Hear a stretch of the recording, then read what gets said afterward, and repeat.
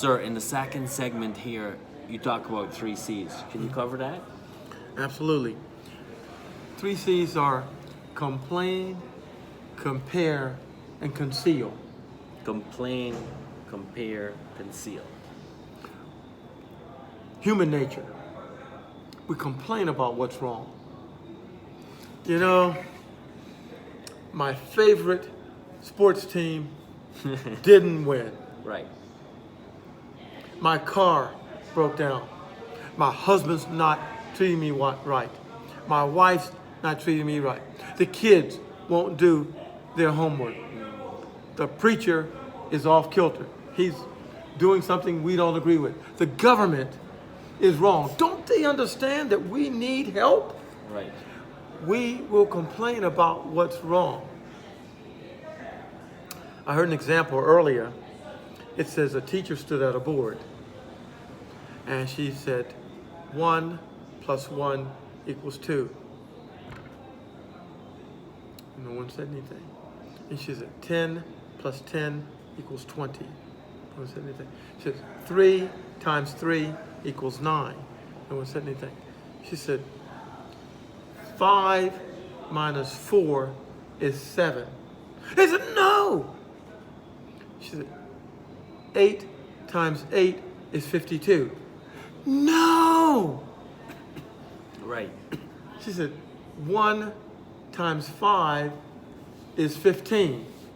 No, what's wrong with you, teacher? She said, well, when I gave you all the right answers and did all the right math, you didn't say anything. There's no response. No response. When I put something down that you think or know is wrong, you raise up. We complain about what's wrong. When you do something right, don't expect someone to pat you on the back. Don't expect someone to say you're doing a good job. Continue. Do it anyway. Do a good job anyway. Do the right thing anyway. My daughter, let me share with you. She was bullied when she was in elementary school. And she was a very compliant child, a very beautiful girl, and she'd never harm or flee. And kids would pick on her and they thought her kindness was weakness. Well, she'd come home and she'd tell us, and I finally got tired of it. So I enrolled her in a martial arts course. Yes. I said, you're gonna protect yourself, and martial arts is not about defending yourself. Dr. Brooks, what are you saying? You taught the little girl to fight and beat up folk? No, martial arts is about discipline. Discipline. It's about discipline. That's the main focus. You ask one of my mentors, Dr. Reuben West, he's a master martial artist. It's not about fighting and beating up folk like Bruce Lee. It's about being disciplined, having the ability to do it, but not using it. I must digress very quickly. What is your strongest power? What is your strongest power? Power that you don't have to use. And that's what martial arts is. If I'm a master martial artist, Dr. Harold, I know I can break bricks and boards and kick anyone that gets in my way.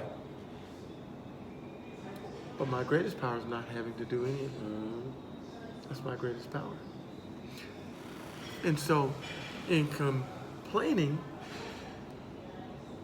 we must understand we have to use our greatest power. When somebody does something wrong, you let them know. When they do it right, you let them know. The definition in martial arts, the teacher told them, and that's where I wanted to take you, is she taught my daughter the definition of integrity. Okay. Do you know what the definition of integrity that she taught? Perhaps, perhaps not. Let me share it with you. For today, you won't be able to make that statement anymore. You'll know. Integrity is doing the right thing even when no one's looking. And she taught that to the kids, and the parents are sitting in the audience. She really taught it to the parents. Yes. Doing the right thing even when no one's looking. That's integrity. Not doing the right thing when somebody's looking. That's easy. You know, if I'm supposed to be an upstanding guy and I don't drink, and I said I don't drink, then and you see me drink, oh, that's not good. But I see you over there, I'm not gonna drink. Right. I go in my house and drink, or smoke, or curse, or do any number of things that you know would be socially incorrect. Mm-hmm. But if I do the right thing, even when no one's looking, no one could ever catch me, no one could ever point a finger, that's integrity. And that's what we are talking about here on complaining. Have integrity. Comparing. His house is better than my house, so why should I Yes. care? His job's better than my job. Why should I care? They live in a better country than I live in. Let me out. Do you know what I found out why a lot of countries won't give visas to their students to study in other countries? They're afraid they won't come back. Right. Why are they afraid they won't come back? I'm glad you asked.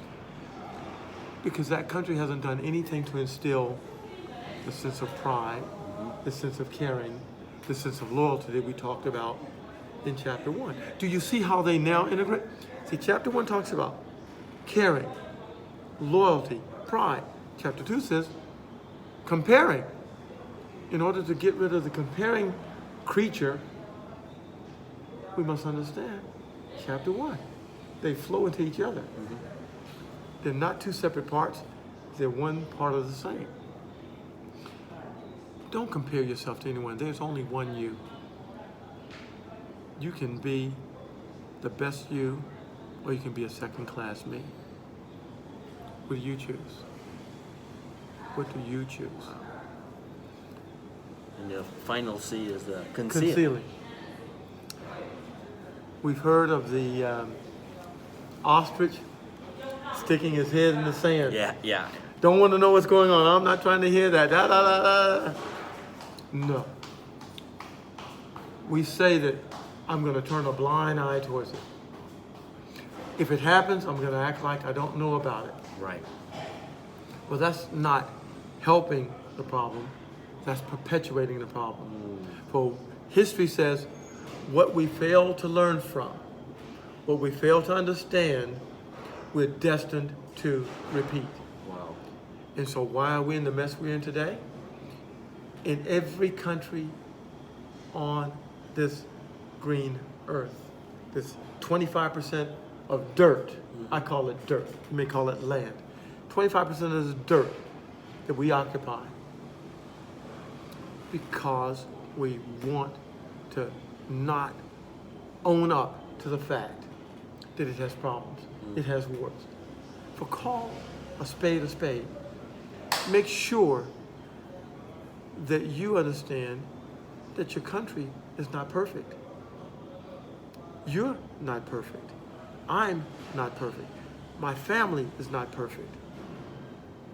But we can work towards that goal. And the first step is accepting where we are. The second step is moving forward towards where we want to be. Okay. The third step is getting there. And when we get there, there'll be another goal to move towards. For it's not a destination, it's a journey. Right. One of these things that I found out in chapter 2 that I want to share with you is that man was never meant to retire. We work for retirement. The golden age. Yeah. That's a man-made thing to get those of us who've gotten some years behind us, some wisdom behind us, to get us out of the way. But we're meant to work till we drop, Right.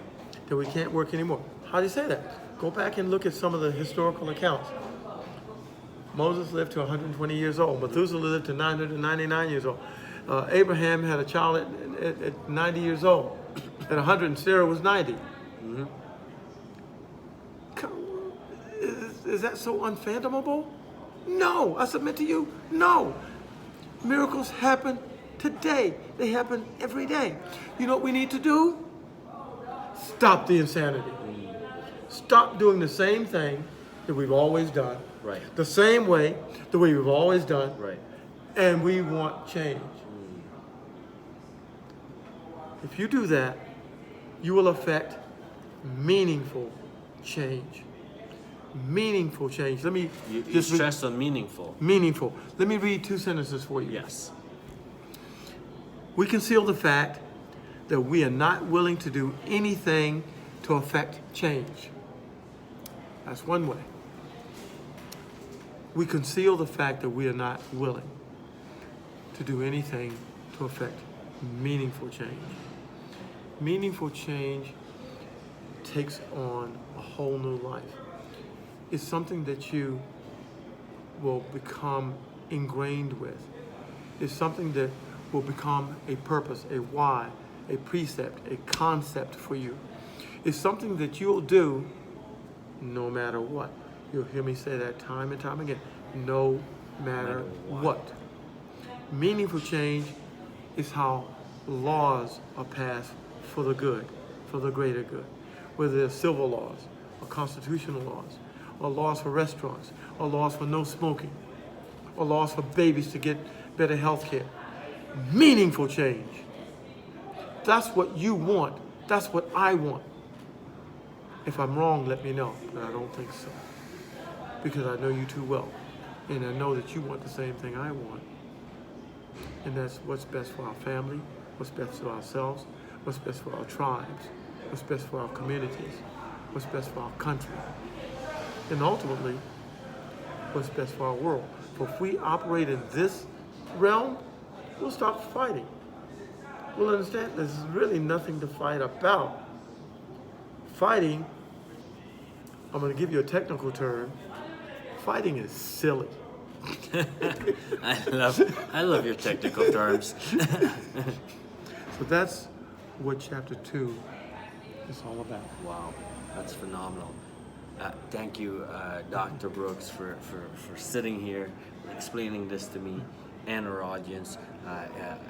Whether you're in a paid session or a portion of this is being broadcast on YouTube as a bonus, we're happy to have you here. And in the first chapter, we talk about what is patriotism. We're here in the second segment, second chapter, and you went into detail about nationalism. And then the very next chapter, we're going to go into why you should be a patriot. I can't wait. Wow, you want to find out why? I do too. So we'll see you in the next one. See you there.